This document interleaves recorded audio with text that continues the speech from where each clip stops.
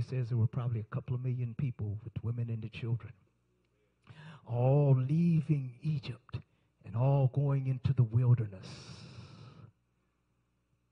Now, when they got in the wilderness, God had promised them, he said, I'm going to give you a land that flows with milk and honey. Isn't that awesome? How many know God has a promise for you? I see a few hands. I see a few people bobbing their head. Yes. Well, if you didn't know that, he does. He's got a plan for your life. He really does. He really does. But there's some stipulations. The stipulation is you got to line up with his program.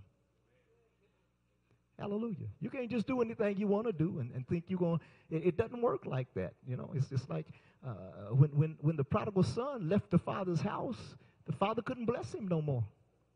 Are y'all getting this? He had the Bible said he came to himself and came back home, and then he received the blessing again. But you can't receive the blessing of God if you're out there doing whatever you want to do. All right, I'm going to go on here. Amen. So they're in the wilderness, and God has promised them the promised land. But how many know when God promises you something, sometimes you got to do some fighting to get it? Anybody know that? How many know it doesn't necessarily come on a silver platter? He gave it to him, but he didn't slip it to him. They had to do some fighting, y'all. You see, when God promises you your blessing, there's a great big ugly devil standing there watching and saying, I don't want them to be blessed, and I'm going to do everything in my power to stop them from being blessed. And you're going to have to fight some battles to receive your blessing. And so the rod had changed to the rod of God, and God told him, take that up on that hill with you.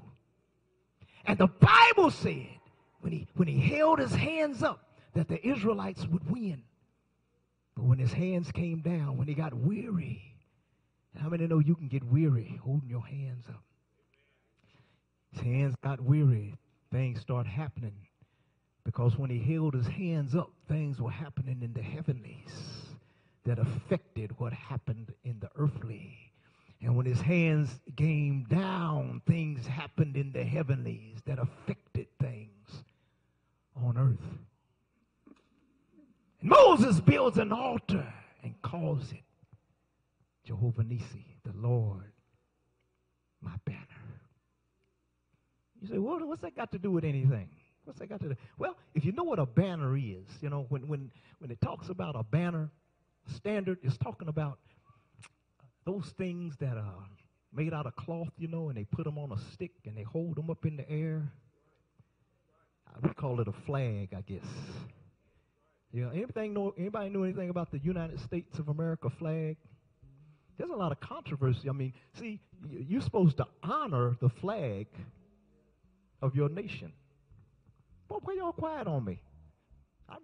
When we come into a worship service like this, believe it or not, spiritual warfare is going on in the heavenlies.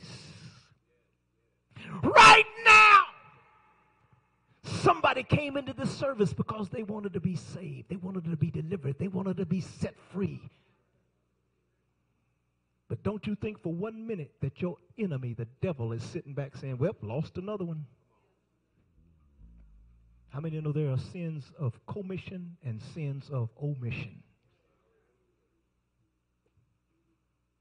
Sin is not just when you do something. You can sin by not doing something. It might be your hands held high that's going to cause that soul over there to go ahead and come up to hear the voice of the Lord. I'm telling you, angels and demons right now are in spiritual warfare over the souls of the people sitting in these seats.